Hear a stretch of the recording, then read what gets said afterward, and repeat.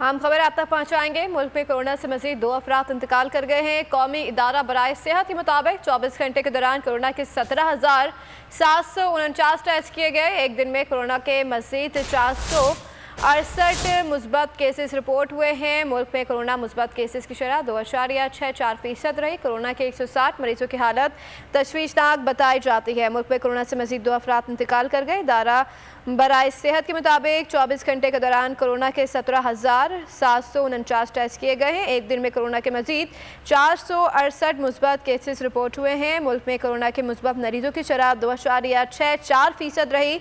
Corona के 160 मरीजों की हालत तशवीशनाक बताई जाती है।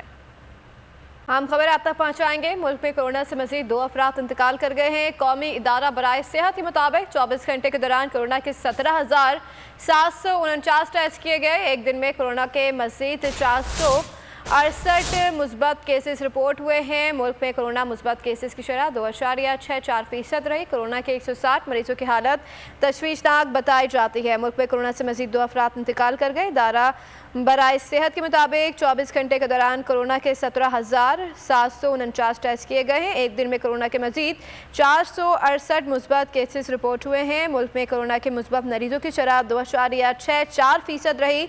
कोरोना के 160 मरीजों की हालत तशवीशनाक बताई जाती है। मैं हूं जैस्मीन मंजूर और आप मुझे देखेंगे सिर्फ बोल पर।